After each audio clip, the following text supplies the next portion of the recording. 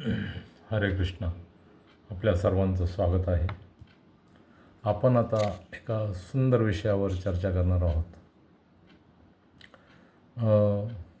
ते म्हणजे भगवंतांचा विग्रह, ज्याला मराठी माणूस मूर्ती म्हणतो. तर ते आम्ही त्याला, किंवा सुंदर शब्द आहे त्याला, विग्रह, भगवंताचा विग्रह. तो विग्रह आणि मूर्ती ही अभिन्न, मूर्ती आणि भगवंत किंवा विग्रह आणि भगवंत अभिन्न आहेत. म्हणजे एक दिवस दोन भक्त मंदिरात भगवंतांसमोर दर्शन घेत होते आणि एक भक्त त्या दुसऱ्या भक्ताला सांगत होता की मूर्तीमध्ये भगवंत, साक्षात भगवंत आहेत. काय म्हणाला? मूर्तीमध्ये साक्षात भगवंत आहेत. आणि प्रभुपाद मागे उभे होते. प्रभुपादांनी विचारलं, मूर्तीच्या कुठल्या भागात भगवंत आहे? चरणामध्ये आहे की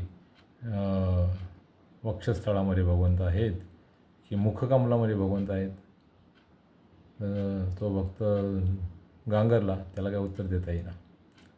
मग प्रभुपाद म्हणाले, मूर्तीमध्ये भगवंत नाही, मूर्ती म्हणजे साक्षात भगवंत आहे.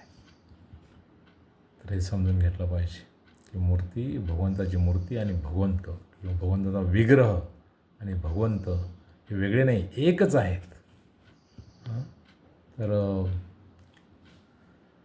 आता तुम्हाला असा प्रश्न पडेल की भगवंत आहे, तर मग ते साक्षात भगवंत कसे आहेत? मूर्ती किंवा विग्रह भगवंतांचा साक्षात विग्रह कसे आहेत?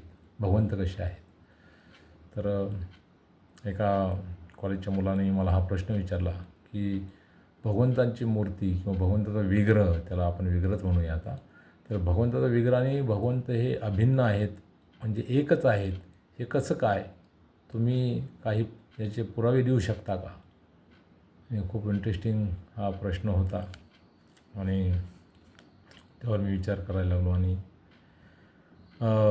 जे उत्तर सुचलं, काही पुरावे, तर ते आता या सिरीजमध्ये मी मांडणार आहे की भगवंतांचा विग्रह आणि भगवंत हे एकच आहेत.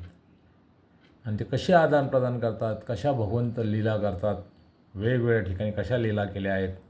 भारतामध्ये असे खूप ठिकाणं आहेत की त्या ठिकाणी भगवंतांच्या विग्रहाद्वारा भगवंताने हे सिद्ध केलं आहे की माझा विग्रह आणि मी वेगळा नाही, एकच आहे.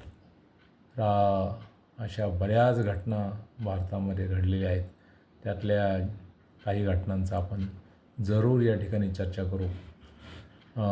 त्यामुळे निश्चित आहे की आपण जेव्हा भगवंताच्या दर्शनाला जाल, तर त्यावेळेला आपल्या हृदयात निश्चित आहे ही चेतना निर्माण होईल की हे साक्षात भगवंत आहे.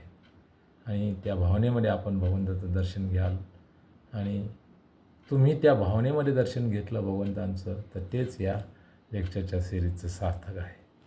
हरे कृष्ण.